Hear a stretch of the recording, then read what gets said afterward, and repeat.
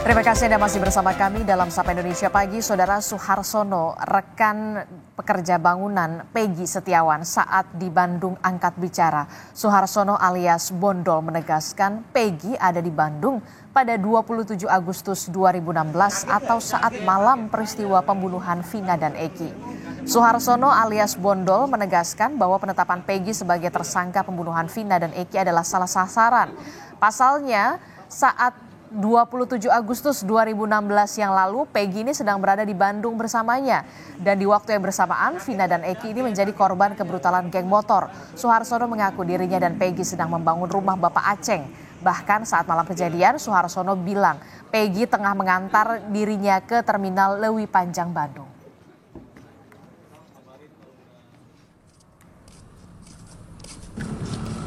Polisi juga mulai memeriksa Linda, sahabat dari Vina, dalam melanjutan kasus pembunuhan Vina dan Eki yang terjadi 8 tahun yang lalu. Linda, teman Vina, menjalani pemeriksaan sebagai saksi di Polres Cirebon Kota selama 4 jam dan dicecar 30 pertanyaan oleh penyidik.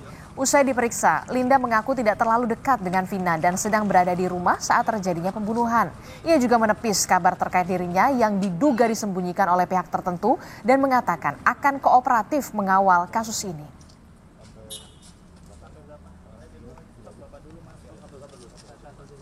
Polisi sudah menangkap Peggy Setiawan, tersangka pembunuhan Vina dan Eki yang sebelumnya dinyatakan buron.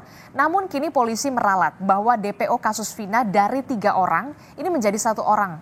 Bagaimana mengungkap kasus Vina secara terang benderang? Pagi ini kita bahas bersama dengan Profesor Adrianus Meliala yang merupakan guru besar dari Kriminologi Universitas Indonesia. Selamat pagi, Profesor. Selamat pagi, Mbak Danisti. Prof, ini kan kalau kita lihat ya soal DPO yang tiba-tiba fiktif dikatakan asal sebut dari yang 3 kemudian hanya 1 dan Peggy ini tertangkap. Apakah mungkin dan pasti kan akan muncul keraguan dari publik untuk selanjutnya, Prof? Wajar sekali, apalagi karena ketiga nama itu disebutkan dalam amar putusan. Tentu kalau sudah masuk dalam amar itu tentu bukan informasi yang main-main tuh. Berarti sudah masuk sudah masuk filter ya dari berkas lidik, berkas sidik, berkas tuntut dan kemudian lalu diperiksa di pengadilan, maka tentunya mesti ada dasar kuat dalam rangka dimasukkannya 3 orang itu sebagai DPO, sebagai orang yang belum mendapatkan putusan pidana dalam amar putusan. Nah, tetapi jangan lupa bahwa sekali lagi ya ada faktor waktu 8 tahun di mana kemudian ada pengerusan, pendistorsian informasi, pendistorsian keingatan, pendistorsian bukti ya, hilang, rusak dan seterusnya, sehingga lalu kemudian terpaksa kepolisian bermain aman ini.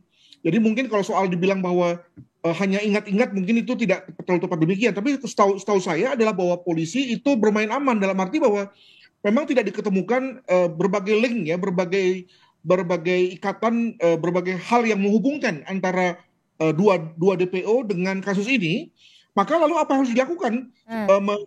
Mengambil orang yang tidak diketahui sama sekali malah bahaya tuh ya. Maka kemudian lalu polisi main aman dengan cara mengambil Peggy saja sebagai DPO. Demikian. Oke, jadi bisa dikatakan ini langkah polisi yang Anda sebutkan main aman begitu, kemudian mengambil atau menangkap dari Peggy. Nah, ini yang kemudian juga menjadi sorotan kita adalah Peggy yang kemudian dihadirkan dalam konferensi pers di Polda Jawa Barat pada saat keterangan dari Polda Jawa Barat. Peggy mengatakan bahkan di depan wartawan bahwa ini fitnah, saya tidak melakukan pembunuhan itu, saya rela mati. Begitu ya, kan kita juga tahu Polda Jawa Barat ini sebelumnya tidak merilis foto dari Peggy begitu. Respon Anda bagaimana soal ini dari sisi kriminologi? Apakah 8 tahun begitu dan baru ditangkap beberapa pekan yang lalu begitu ya tanpa adanya rilis foto dari Polda Jawa Barat? Soal 8 tahun itu bukan indikasi susahnya kasus ini loh, Pak. Tapi lebih pada karena kepolisian sendiri memang tidak serius, tidak fokus untuk mengungkapnya ya. Jadi dengan kata lain berkasnya ditimbun saja ditumpukan terbawah, barulah ketika viral barulah kemudian diubah-ubah lagi. Dan memang karena kasusnya nampaknya tidak terlalu susah, maka lalu kemudian si Peggy ini langsung segera ditemukan. Jangan lupa bahwa 8 tahun ini juga kemudian menjadikan banyak sekali hal yang masuk dalam kognisi Peggy ya, hal-hal baru, hal-hal yang tidak diketahui sebelumnya. Jadi kita bicara mengenai make up story. Jadi kalau saudara Peggy ini meminta kita untuk percaya padanya, maka sebetulnya juga ada juga hal yang membuat kita tidak percaya padanya, bahwa apa yang menjadi keterangannya, akan yang dikatakannya bahwa saya bersedia mati itu adalah sesuatu yang sudah dipelajarinya, sesuatu yang sudah didengarnya selama 8 tahun ya. Sehingga kemudian lalu tentu dia juga tahu bahwa polisi mungkin tidak punya bukti kuat yang bisa menjerat dirinya, maka dia ngomong seperti itu. Nah, untuk itu maka daripada kita kemudian menjadikan satu public discourse, maka saya setuju untuk kemudian segera membawa yang bersangkutan ke depan pengadilan, dan dialah hakim kemudian memeriksanya secara terbuka, berimbang dan fair ya, sehingga kemudian lalu bisa memutus dengan sebaik-baiknya. Oke, tapi wajar nggak sih ketika kemudian salah satu pelaku yang disebut mempunyai peran sebagai otak dari pembunuhan Vina dan Eki ini ketika dihadirkan di depan publik setelah 8 tahun lamanya kemudian buron tanpa rasa bersalah, bahkan kita bisa melihat tatapan dari si Peggy ini, bahkan dia mengatakan dengan lantang dan juga tegas bahwa ini fitnah, saya tidak membunuh, saya bukan pelaku pembunuhan ya. Setelah 8 tahun tentu orang kan sudah belajar, Mbak. Sudah tahu banyak gitu ya. Dulu dia mungkin masih anak-anak, sekarang dia sudah dewasa. Dia sudah belajar, jadi dia tidak lagi murni pada apa adanya. Maka yang kemudian menjadi pegangan Polri adalah apa fakta yang bisa menjeratnya pada hari ini. Harus begitu. Ya.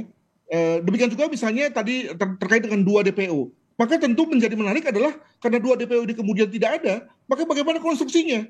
Kenapa? Karena di awal dikatakan bahwa tindakan ini dilakukan oleh 8 orang plus 3. Ya sekarang kemudian setelah 2 orang ini nggak ada, berarti kemudian konstruksinya dilakukan oleh 8 orang plus 1. Nah itu kan juga tidak gampang bagi kita untuk memahaminya. Nah untuk itu maka ketika nanti kemudian polisi lalu JPU juga memberikan konstruksi baru kepada pengadilan, apakah pengadilan percaya? Nah itu 50-50 tuh. Untuk itu maka ini menarik di pengadilan yang akan digelar kemudian, begitu. Oke, dan yang kemudian menarik juga saat ini adalah ada nama baru begitu ya, nama baru dalam arti kata begini, ada nama Suharsono yang kemudian baru muncul ya setelah 8 tahun begitu ya, yang mengaku memang rekan dari Peggy ini dan mengatakan bahwa Peggy pada saat malam kejadian ini berada di Bandung, Jawa Barat begitu, sedang mengerjakan proyek rumah. Ya sekali lagi kalau kita juga diminta percaya terhadap pernyataannya, maka juga ada banyak hal yang membuat kita tidak percaya. Ya, kita yakin bahwa atau kita bisa yakin bahwa yang bersangkutan itu sudah disiapkan, sudah diajar, sudah dilatih untuk bicara seperti itu. Ada banyak sekali kesempatan bagi PH misalnya atau yang lain untuk kemudian mencari orang-orang baru yang bersedia untuk mengatakan sesuatu yang mendukung Peggy. Jangan juga lupa bahwa ada juga saksi lain yang kemudian mengatakan bahwa Peggy itu bersama-sama dia. Jadi ini rame ini ya, dan apakah kemudian lalu hakim itu akan mempercayai yang kita sebut sebagai talking witness ya, witness saksi yang bicara, atau kita bicara mengenai factual witness atau saksi yang memang faktanya begitu ya. Nah, maka kalau kemudian nanti hakim lebih percaya bahwa Peggy terlibat, ya lalu jangan juga masyarakat berpikir bahwa ada apa-apanya, ada orang di baliknya dan seterusnya. Tapi yang kemudian juga menggelitik rasa penasaran saya, ini kan Peggy ini ketangkap ya setelah 8 tahun. Nah dari sisi kriminologi Prof. Adrianus, apakah mungkin kemudian kejahatan ini bisa ditutupi selama 8 tahun? Berarti bisa dikatakan ahli betul ya sosok Peggy ini untuk bersembunyi. Kalau kita lihat Peggy ini bersembunyi di wilayah Bandung, Jawa Barat yang kemudian tidak jauh lah dari Cirebon. Ini tidak karena pelakunya ini jago ya, tapi lebih kepada tadi kembali bahwa ini memang tidak diseriusi oleh polisi, ya terutama setelah polisinya berganti setelah adanya rotasi, mutasi, promosi, di mana kemudian polisi yang bertugas pada saat itu kemudian saat dia mendapatkan telegram, saya duga, kemudian segera meninggalkan pekerjaan rumahnya, lalu kemudian dikerjakan oleh penerusnya. Nah penerusnya ini malas dia mencuci piring kotor yang dilakukan oleh pendahulunya. Nah, kemudian si petugas ini, pejabat ini kemudian lalu mendiamkan, buying time, sampai kemudian dia ganti lagi, lalu kemudian dikerjakan lagi oleh penerusnya lagi. Penerusnya juga begitu, malas lagi untuk membersihkan atau mengungkap kasus ini, barulah kemudian rame serius baru sampai pada ketika kasusnya viral gitu ya. Nah, maka pada selama itu pula, maka si Peggy atau yang lain itu kemudian sudah kembali yakin bahwa ini polisi sudah lupa ini ya, kasusnya sudah hilang ini. Maka kemudian dia sudah mulai normal, mulai kembali pada mental map-nya yang semula ya, tadinya mungkin dia lari kemana, tapi begitu dia sudah yakin bahwa polisi tidak mencari, maka dia akan kembali ke rumahnya, kembali pada pekerjaannya, kembali pada normal rutin life-nya gitu ya. Nah itulah yang menjelaskan mengenai mengapa Polri bisa dengan mudah mencokoknya dalam beberapa hari saja. Anda tadi juga menyebutkan ini sebenarnya PR yang kemudian dilimpahkan begitu dari tahun ke tahun sampai kemudian 8 tahun ini baru mencuat lagi, kemudian barulah berkasnya yang tadinya paling bawah kemudian baru oh iya nih ada berkas ternyata ya 8 tahun lamanya. Nah, apa PR selanjutnya dari pihak kepolisian? Jangan sampai oke lah penyidik yang baru ini mengungkap kasus ini, mengusut, tapi juga kan apa PR terbesar Polri saat ini dalam mengusut kasus ini untuk juga membuktikan kepada publik kalau memang kita benar-benar serius loh untuk mengungkap kasus ini. Jadi setelah soal DPO selesai, maka sekarang kita bicara mengenai melihat Peggy disidangkan. Nah untuk itu maka kita buka saja satu hipotesa bahwa Peggy ini dan juga 8 orang yang lain itu adalah korban-korban salah tangkap. Buka saja asumsi itu, ya hipotesa itu, gitu ya. Sampai kemudian ada fakta yang mengatakan sebaliknya. Maka dalam hal itu pihak kepolisian harus serius, ekstra serius tuh menyiapkan satu skenario, didukung dengan bukti itu berupa keterangan saksi, keterangan pelaku, mungkin juga ditambah lagi dengan hasil visum dan seterusnya, agar kemudian hakim yakin bahwa memang tidak ada salah tangkap, tidak ada salah prosedur dalam hal ini, dan Peggy adalah pelakunya, dan juga 8 orang yang ya, diantaranya sedang menjalani pidana dan ada satu yang sudah selesai, itu adalah memang pelaku sebenarnya gitu ya. Jadi saya kira jangan juga kita biarkan wacana bahwa polisi salah tangkap itu ada di luaran. Segera kita kembali ke ruang sidang sebagai mekanisme yang kita sepakati sebagai masyarakat dengan formula negara hukum ya, sebagai pihak yang memang akan menyelesaikan hal ini secara sebaik-baiknya. Jadi ya saatnya kemudian ketika dari pihak Peggy ya sudah dibuktikanlah di persidangan, termasuk juga penyidik sampai saat ini juga masih mengumpulkan bukti-bukti kepingan-kepingan yang memang sudah terlupakan begitu ya 8 tahun yang lalu ya Prof ya.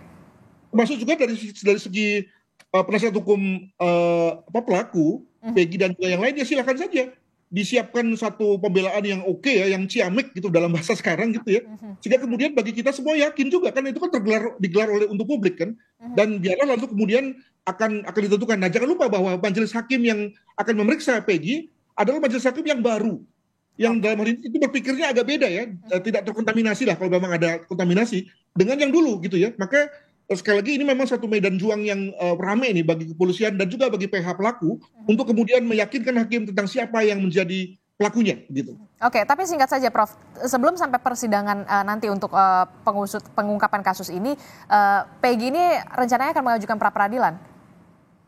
Pra-peradilan itu kan untuk 3 hal ya. Pertama alasan penangkapan, alasan penahanan, alasan penyitaan. Tapi tidak bicara soal substansinya. Nah, andaikan saja kemudian polisi menang, ini asumsi ya, maka lalu akan masuk kepada substansi tentang pembunuhannya sendiri. Jadi saya kira nggak usah tadi sampai ke pengadilan yang bersifat substansi, dalam rangka pra-peradilan pun juga kepolisian terpaksa harus ekstra serius nih. Mengingat tadi begitu salah, maka tadi ketidakpercayaan publik akan terkonfirmasi. Nah betul kan gitu ya. Nah itu yang saya kira akan amat dijaga oleh Polda Jawa Barat. Oke, kita akan tunggu nanti tahapan selanjutnya adalah di pengadilan begitu ya, merupakan ajang pembuktian untuk mengungkap sebenar-benarnya kasus ini secara terang-benderang. Terima kasih informasinya dan perspektifnya Profesor Adrianus Meliala yang merupakan guru besar kriminologi dari Universitas Indonesia telah bergabung bersama kami. Sehat selalu Prof. Assalamualaikum, selamat pagi.